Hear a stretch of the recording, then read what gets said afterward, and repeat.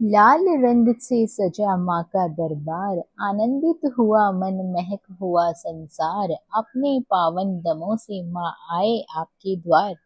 मुबारक हो दोस्तों आपको नवरात्रि का ये त्योहार। आशा करती हूँ आप सभी लोग सकुशल होंगे। प्रार्थना करती हूँ माँ दुर्गा की असीम कृपा आप लोगों के घर परिवार के ऊपर बनी रहे। दोस्तों आज हम इस वीडियो में सुनेंगे श्री दुर्गा सप्तशती पाठ के द्वितीय अध्याय और तृतीय अध्याय के बारे में, क्योंकि नवरात्रि के दूसरे दिन द्वितीय और तृतीय अध्याय को सुना जाता है। तो अध्याय को पूरा सुनिएगा ताकि आपको भी मनवांछित फलों की प्राप्ति हो सके, माँ की कृपा आपके ऊपर बरस सके। तो अपने हाथों में कुछ अक्षत और कुछ पुष्प ले लीजिए।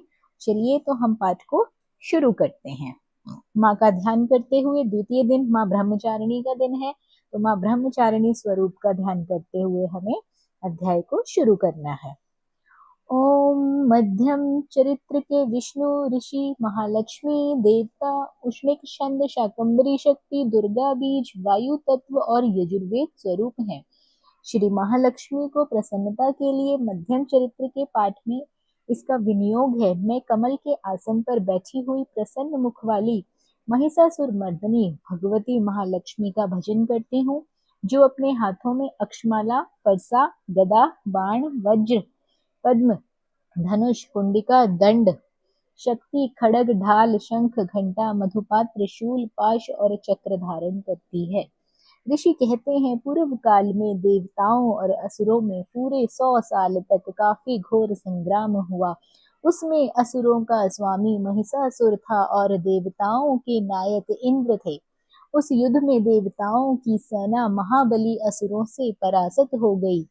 संपूर्ण देवताओं को जीतकर महिषासुर इंद्र बन बैठा। तब पराजित देवता प्रजापति ब्रह्मा जी को आगे करके उस स्थान पर गए जिस स्थान पर भगवान शंकर और विष्णु विराजमान थे।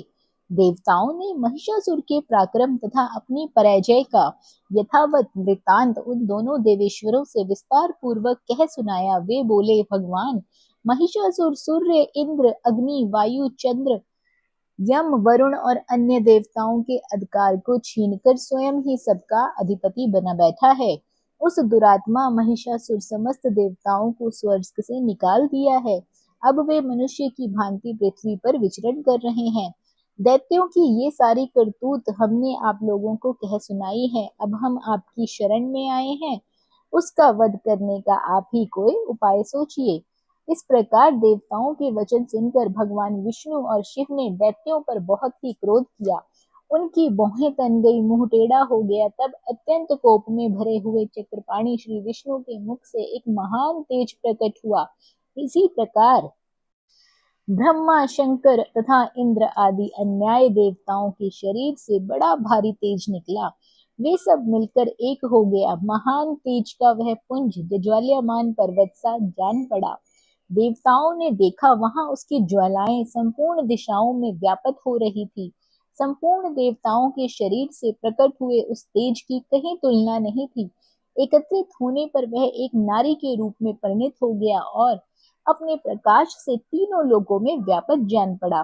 भगवान शंकर का जो तेज था, उसने उस देवी का मुख प्रकट किया। यमराज ने उसके सिर में बाल प्रकट किए। श्री विष्णु भगवान ने अपने तेज से उनकी भुजाएं बनाई। चंद्रमा के तेज से दोनों स्तनों का निर्माण हुआ। इंद्र के तेज से मध्य भाग का प्रादुर्भाव हुआ। वरुण के तेज से जंघा और पिंडली तथा पृथ्वी के तेज से नितंब भाग प्रकट हुआ। ब्रह्मा के तेज से दोनों चरण और सूर्य के तेज से उसकी उंगलियां बनी। वसुओं के तेज से हाथों की उंगलियां बनी। कुबेर के तेज से नासिका प्रकट हुई। उसी देवी के दांत प्रजापति के तेज से तीनों नेत्र अग्नि के तेज से प्रकट हुए थे। उसकी भौहें संध्या के और कान वायु के तेज से उत्पन्न हुए थे। इसी प्रकार अन्याय देवताओं के तेज से भी उस कल्याणमयी देवी का आविर्भाव हुआ। तदंतर समस्त देवताओं के तेज पुंज से प्रकट हुई देवी को देखकर महिषासुर के सताए हुए देवता बहुत प्रसन्न हुए। पिनाकधारी भगवान शंकर ने अपने शूल से एक शूल निकालकर उन्हें दिया। फिर भगवान विष्णु ने अपने चक्र से चक्र उत्पन्न कर भगवती को अर्पण किया। वरुण ने भी शंख भेंट किया। अग्नि ने उन्हें शक्ति दी। वायु ने धनुष तथा बाण भरे हुए 2 तरकस दिए। सहस्त्र नेत्रों वाले देवराज इंद्र ने अपने वज्र से वज्र उत्पन्न करके ऐरावत हाथी से उतारकर एक घंटा भी प्रदान किया। यमराज ने काल दंड से दंड, वरुण ने पाश, प्रजापति ने स्फटिकमाला तथा ब्रह्मा जी ने कमंडल भेंट किया। सूर्य ने देवी के समस्त रोम में कूपों में अपनी किरणों का तेज भर दिया। काल ने उन्हें चमकती हुई ढाल दी और तलवार दी। क्षीर समुद्र ने उज्जवल हार तथा कभी जीर्ण न होने वाले 2 दिव्य वस्त्र भेंट किए। साथ ही उन्होंने दिव्य चूड़ामणि, 2 कुंडल, कड़े, उज्जवल अर्धचंद्र, सब बाहुओं के लिए केयूर, दोनों चरणों के लिए निर्मल नुपुर, गले की सुंदर हसली और सब उंगलियों में पहनने के लिए रत्नों से जड़ित हुई अंगूठियां भी भेंट कर दी। विश्वकर्मा ने उन्हें अत्यंत निर्मल फरसा भेंट किया। साथ ही अनेक प्रकार के अस्त्र शस्त्र अभेज कवच दिए। इनके सिवा मस्तक और वक्षस्थल पर धारण करने के लिए कभी ना कुंभलने वाली कमलों की माला दी। जल्दी ने उन्हें सुंदर कमल का फूल भेंट किया। हिमालय ने सवारी के लिए सिंह और भांति भांति प्रकार के रतन समर्पित किए। कुबेर ने मधु से भरा पानपत्र दिया। संपूर्ण नागों के राजा शेष ने, जो इस पृथ्वी को धारण करते हैं, उन्हें बहुमूल्य मणियों से विभूषित नागहार भेंट किया। इसी प्रकार अन्य देवताओं ने भी आभूषण और अस्त्र शस्त्र देकर देवी का सम्मान किया। तत्पश्चात उन्हें बारंबार अट्टहास पूर्वक उच्च स्वर से गर्जना की। उनके भयंकर नाद से संपूर्ण आकाश गूंज उठा। देवी का वह अत्यंत उच्च स्वर से किया हुआ सिंहनाद कहीं समा ना सका। आकाश उसके सामने छोटा सा लघु प्रतीत होने लगा। उससे बड़े जोर की प्रतिध्वनि हुई, जिससे संपूर्ण विश्व में हलचल मच गई और समुद्र कांप उठे, पृथ्वी डोलने लगी, पर्वत हिलने लगे। उस समय देवताओं ने अत्यंत प्रसन्नता के लिए सिंहवाहिनी भवानी से कहा, हे देवी, तुम्हारी जय हो।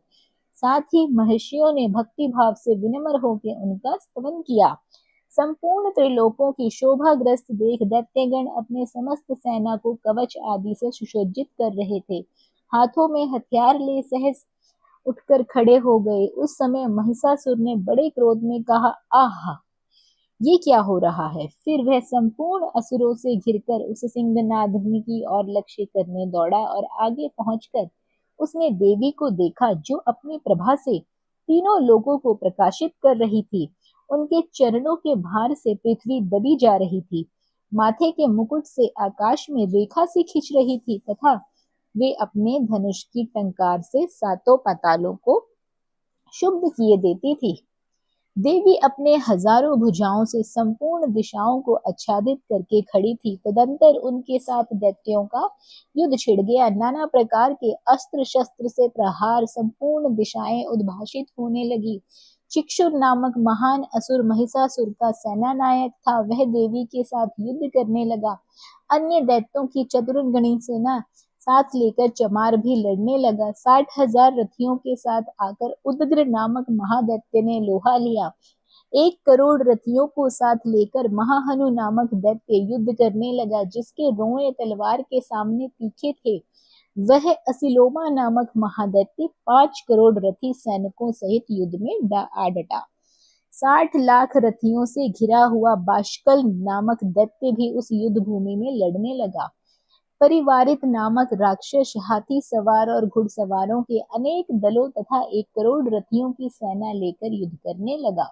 नामक दैत्य 5 अरब रथियों से घिरकर लोहा लेने लगा। इनके अतिरिक्त और भी हजारों महादैत्य रथ, हाथी और घोड़ों की सेना साथ लेकर वहां देवी के साथ युद्ध करने आ पहुंचे। स्वयं महिषासुर उस रणभूमि में कोटि कोटि सहस्त्र रथ, हाथी और घोड़ों की सेना से घिरा हुआ खड़ा हुआ था। वे दैत्य देवी के साथ तोमर, भिंदपाल, शक्ति, मुशल, खड़ग, परशु, पटिश आदि अस्त्र शस्त्रों से प्रहार करते हुए युद्ध कर रहे थे।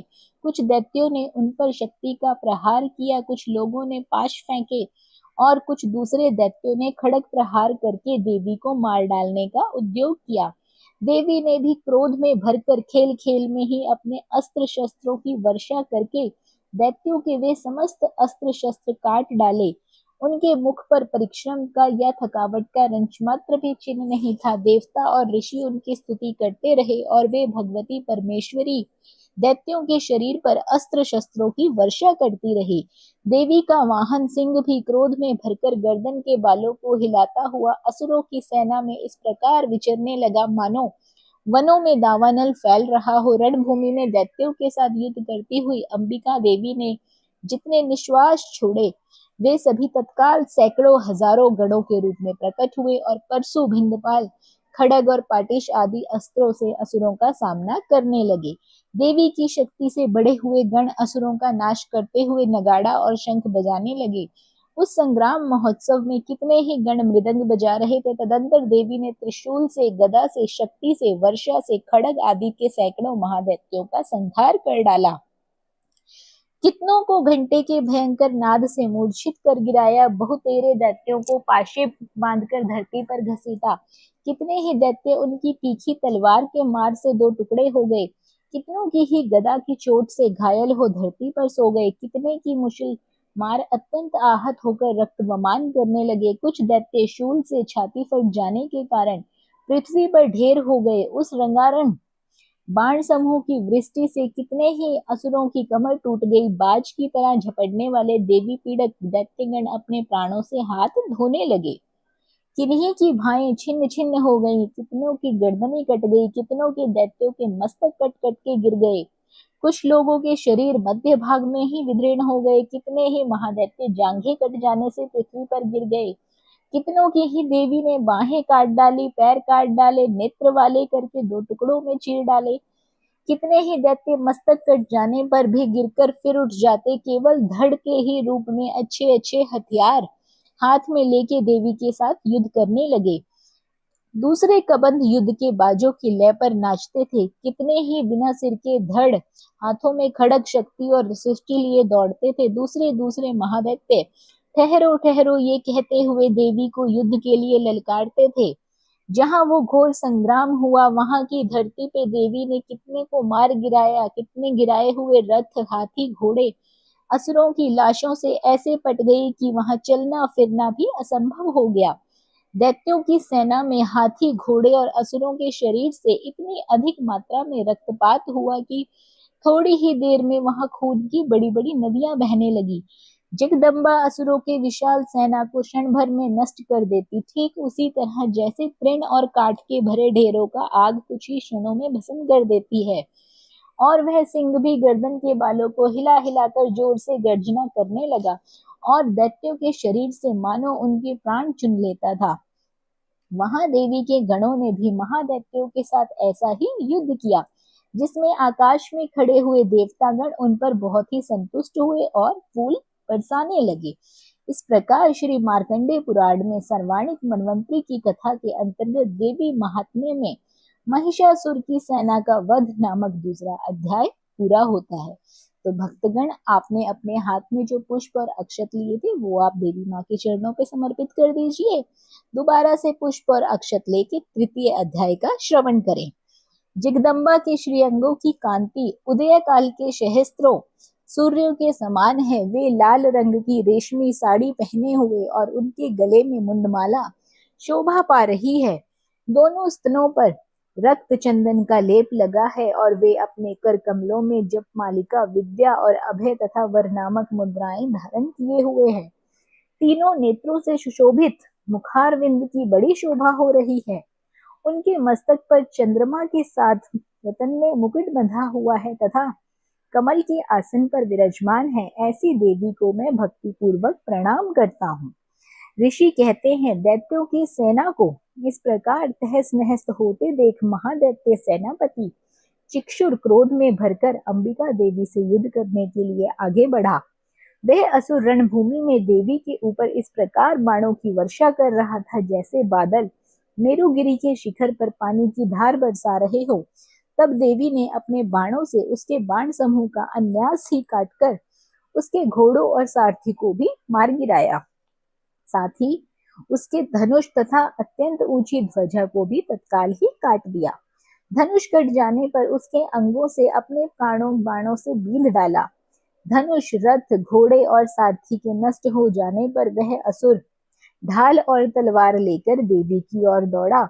उसने तीखी धार वाली तलवार से सिंह के मस्तक पर चोट करके देवी को भी बाईं भुजा में बड़े वेग से प्रहार किया। राजन, देवी की बाह पर पहुंचते ही वह तलवार टूट गई। फिर तो क्रोध से लाल आंखें करके राक्षस ने शूल हाथ में लिया और उसे महादैत्य ने भगवती भद्रकाली के ऊपर चलाया। वह शूल आकाश से गिरते हुए सौर्यमंडल की ओर भांति तेजी से पृथ्वी पर गिर गया। उस शूल को अपनी ओर आता देख देवी ने भी शूल का प्रहार किया। उससे राक्षस के शूल के 100 टुकड़े हो गए। साथ ही महादैत्य शिक्षणों की भी धज्जियां उड़ गई और वो प्राणों से हाथ धो बैठा। महिषासुर के सेनापति उस महाप्रकर्मी चिक्षुर के मारे जाने पर देवताओं की पीड़ा देने वाले चमार हाथी पर चढ़ाया। उसने भी देवी के ऊपर शक्ति का प्रहार किया, किंतु जगदम्बा उस पर हुंकार से आहत एवं निष्प्रह करके तत्काल पृथ्वी पर गिरा देती। शक्ति टूटकर गिरी हुई देख चमार को बड़ा क्रोध हुआ। अब उसने शूल चलाया, किंतु देवी ने उसे भी अपने बाणों से काट डाला। इतने में ही देवी का सिंह उछलकर हाथी के मस्तक पर चढ़ बैठा। उस दैत्य के साथ खूब जोर लगाकर बाहुयुद्ध करने लगा। वे दोनों लड़ते लड़ते हाथी से पृथ्वी पर आ गए और अत्यंत क्रोध में भर के एक दूसरे पर बड़े भयंकर प्रहार करते हुए लड़ने लगे। तदंतर सिंह बड़े वेग से आकाश की ओर उछला। उधर से गिरते समय उसने पंजों की मार से चमार का सिर धड़ से अलग कर दिया। इसी प्रकार उदग्र भी शिला और वृक्ष आदि मार खाकर रणभूमि में गिर पड़ा। कराल भी दांतों, मुक्कों और थप्पड़ों की चोट से धराशाही हो गया। क्रोध में भरी हुई देवी ने गदा की चोट से उद्दत का कचुम्बर निकाल दिया। भिंदपाल से वाष्कलों और बाणों से ताम्र और अंधक को मौत के घाट उतार दिया। 3 नेत्रों वाली परमेश्वरी त्रिशूल से उग्रसे, उग्रवीर और महाहनु नामक दैत्यों को मार डाला। तलवार की चोट से विडाल के मस्तक को काट गिराया। दुधर और दुमुख इन दोनों को अपने ही बाणों से यमलोक भेज दी। इस प्रकार अपनी सेना का संहार होता देख महिषासुर ने भैंसे का रूप धारण करके देवी के गणों को त्रास देना आरंभ किया। किन्हीं को थुथुन से मारकर, कुछ को ऊपर के खुरों का प्रहार करके, कुछ लोगों को पूंछ से चोट पहुंचाकर और कुछ गणों को सिंगों से विदृढ़ करके, कुछ गणों को वेग से, कुछ लोगों को सिंहनाद से, कुछ को चक्कर देकर उसने धराशाही कर दिया। इस प्रकार गणों की सेना को गिराकर वह असुर महादेवी के सिंहों को मारने के लिए झपटा। इससे जगदम्बा को बड़ा क्रोध हुआ। उधर महाप्रकर्मी महिषासुर भी क्रोध में भरकर धरती को खुरों से खुरोदने लगा और अपने सिंगों से ऊंचे ऊंचे पर्वतों को उठाकर फेंकने और गरजने लगा। उसने वेग तेज चक्कर देने के कारण पृथ्वी शुभ होकर फटने लगी। उसकी पूंछ से टकराकर समुद्र सब ओर से धरती को डुबोने लगा। हिलते हुए सिंगों से आघात से विदीर्ण होकर बादलों के टुकड़े टुकड़े हो गए। उसके श्वास की प्रचंड वायु के वेग से उड़े हुए सैकड़ों पर्वत आकाश से गिरने लगे। इस प्रकार क्रोध भरे हुए महादैत्य को अपनी ओर आते देख चंडिका ने उसका वध करने के लिए महान क्रोध किया। उन्होंने 5 फेंककर उस महान असुर को बांध लिया। उस महासंग्राम में बंध जाने पर उसने भैंसे का रूप त्याग दिया और तत्काल सिंह के रूप में वह प्रकट हुई। वह अवस्था में जगदम्बा ज्यों ही उस तक मस्तक काटने के लिए उद्यत हुई, त्यों ही वह खड़गधारी पुरुष के रूप में दिखाई देने लगा। तब देवी ने तुरंत ही बाणों की वर्षा करके ढाल और तलवार के साथ उस पुरुष को भी बींध डाला। इतने में ही वह महान गजराज के रूप में परिणित हो गया तथा उसने अपनी सूंड से देवी के विशाल सिंह को खींचने और गरजने लगा। खींचते समय देवी के तलवार से उसकी सूंड कट गई। तब उस महादैत्य पुनः भैंसे का शरीर धारण कर लिया और पहले की भांति चराचर प्राणियों सहित तीनों लोकों का व्याकुल करने लगा। तब क्रोध में भरी हुई जगत माता चंडिका बारंबार उदम मधु का पान करने वाला और लाल आंखें करके हंसने लगी। उधर वह बल और पराक्रम मन से उन्मत्त हुआ राक्षस गरजने लगा और अपने सिंगों से चंडी के ऊपर पर्वतों को फेंकने लगा। उस समय देवी अपने बाणों के समूह से उसके फेंके हुए पर्वतों को चूर्ण करती हुई बोली। बोलते समय उनका मुख मधु के मद से लाल हो रहा था और वाणी लड़खड़ा रही थी।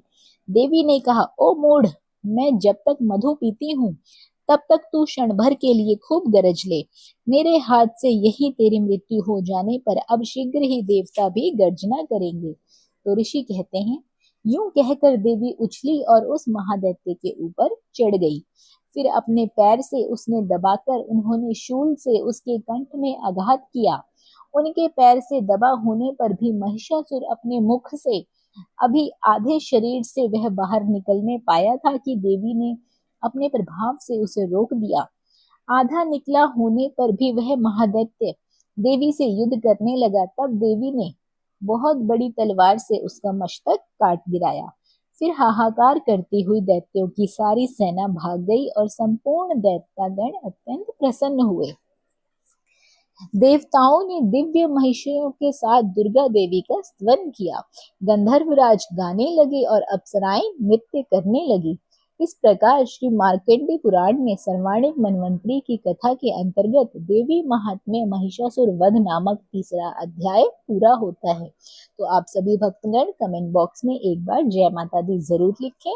आपको श्री दुर्गा सप्तशती के अध्याय अच्छे लग रहे हो तो चैनल को सब्सक्राइब जरूर कर लीजिए, साथ ही बेल आइकन के बटन को दबा लीजिए ताकि हमारी आने वाली वीडियोस की नोटिफिकेशन आपके पास समय समय से पहुंच सके। हमारे ही चैनल पर नवरात्रि के प्रतिदिन की कथाएं भी सुनाई जाती हैं, आप लोग वहां से सुन सकते हैं। देवी माँ का ये पाठ आप लोगों को पसंद आया हो तो वीडियो को लाइक और शेयर जरूर करें, ज्यादा से ज्यादा अपना प्यार दें। बने रहिए आपके अपने YouTube चैनल अंकित वास्तु ज्ञान में। धन्यवाद।